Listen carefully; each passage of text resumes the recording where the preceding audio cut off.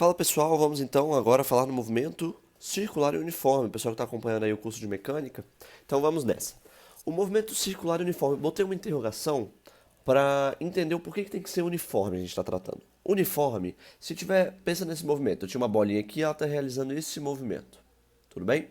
Eu tenho aqui então um V1, um V2, um V3 e um V4. Se for uniforme, o módulo de V1 é igual ao módulo de V2, que é igual ao módulo de V3, que é igual ao módulo de V4. Se não for uniforme, vamos supor que seja um movimento circular uniforme acelerado. Então aqui eu tenho um V1, aqui eu tenho um V2 maior, aqui eu tenho um V3 maior ainda, um V4 maior ainda, e quando chegar aqui de novo um V5 maior ainda, onde maior, entendeu? Maior foi bonito. Então por isso a gente vai tratar com uniforme, que todas as velocidades são iguais. Bom, vamos pensar aqui. Antes da gente começar, pensa nesse objeto. Esse objeto está sofrendo várias forças, tá vendo? Um F1 aqui, um F2, um F3, várias forças aí. E somando tudo, vamos supor que tem uma força resultante para cá. Né? Vetor, aulas de vetores, aula 1, somei tudo e deu uma força resultante para esse lugar. Para qual lugar, para onde esse bloquinho vai começar a andar, se ele tem uma força resultante? Para cá. Ele vai começar a andar para cá mesmo. Porque força resultante é massa vezes aceleração. Para onde você acha que vai estar a aceleração desse cara? A aceleração dele vai estar exatamente para cá também, ó. A aceleração dele vai estar no mesmo sentido da força resultante. Deu para entender? Bom, gente, vamos continuar então, ó. Vamos falar da força centrípeta. Força centrípeta é uma força resultante. É uma força resultante.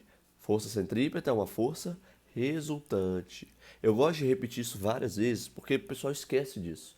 Força centrípeta não é uma força importante, como aquelas peso normal, atrito, empuxo, não. Ela é uma força resultante. Pode ser que essa força resultante aqui, ó, seja uma força centrípeta. Pode ser. Pode ser que ela seja uma força centrípeta. Força centrípeta é uma força resultante. Então pensa aqui no meu desenho, ó. Para que eu tenha um movimento circular, eu tenho que ter uma força centrípeta, uma força que aponte para o centro, tá bom? Pode ser o atrito, pode ser, sei lá, uma corda, uma tração, pode ser qualquer coisa, tem que ser uma força resultante, tá bom? Vocês vão ver vários exemplos de forças centrípetas. E quando tiver um movimento circular, você vai pegar essa força resultante e igualar a centrípeta. E a fórmula da força centrípeta é essa aqui, ó. mv quadrado sobre r. O que você vai fazer? Você vai ter que dar uma decorada, viu? Vai ter que dar uma decorada. Força centrípeta é mv quadrado sobre r. R é o raio da minha trajetória. Então, por exemplo, eu estou exercendo esse movimento e esse tamanho aqui é o meu raio.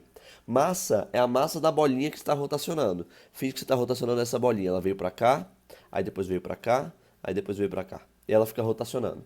É a massa dessa bolinha. Se ela tiver uma massa de 2 kg, é a massa da bolinha. A massa da bolinha não vai variar, né? Então é sempre a mesma massa aí bonitinha. Tá bom? E V é a velocidade. Que velocidade é essa? É a velocidade tangencial. Velocidade tangencial é esse cara, essa aqui é a velocidade tangencial. Então, por exemplo, como é um movimento circular uniforme, a velocidade dela é constante. Então vai estar aqui, ó, essa V, esse V, esse V, esse V. Gente, eu desenhei dois vetores diferentes, concorda? Dois vetores diferentes. Um vetor que é vetor de força, que é uma força resultante que eu estou chamando de força centrípeta, e um vetor velocidade.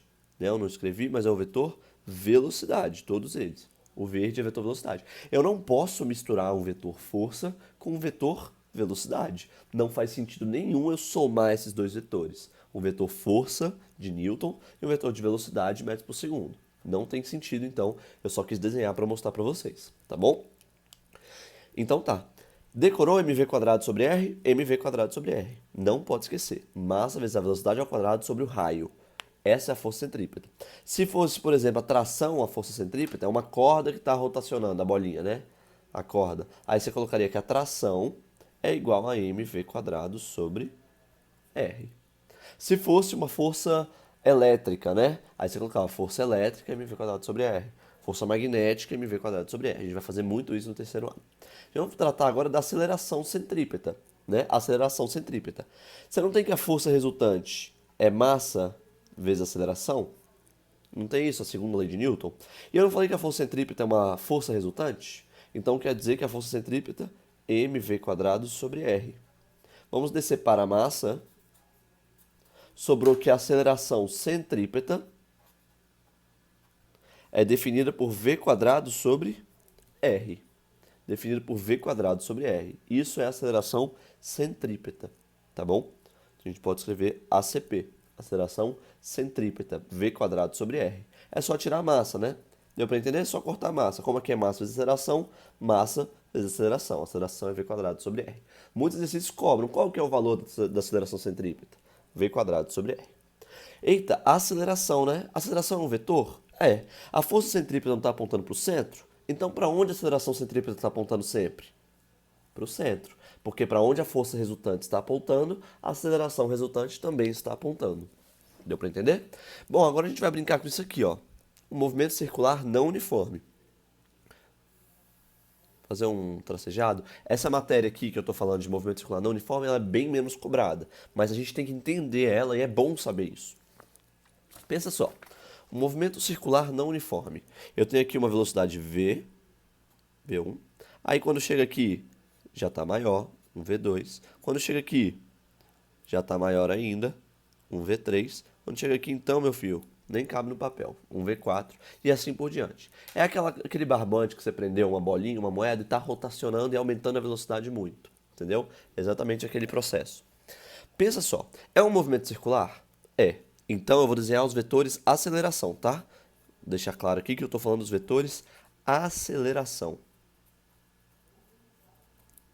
Bom, o vetor aceleração, se tem força centrípeta, ele está apontando para o centro. Então, esses caras aí são a aceleração centrípeta. Vou pôr aqui, ó, ACP. Não vou escrever em todos, senão o desenho vai ficar muito cheio. Mas você concorda que a velocidade também está variando?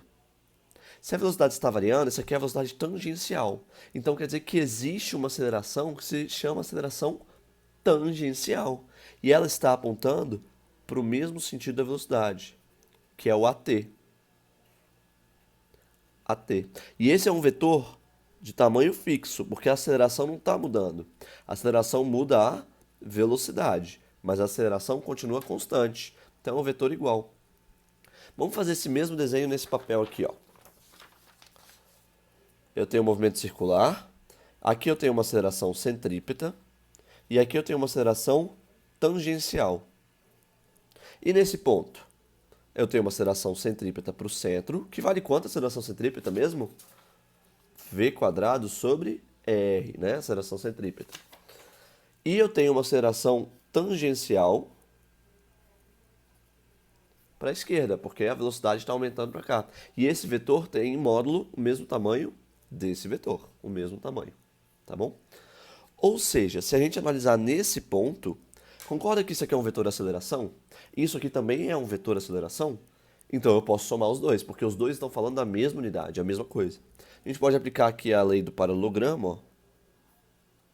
E a aceleração resultante é essa.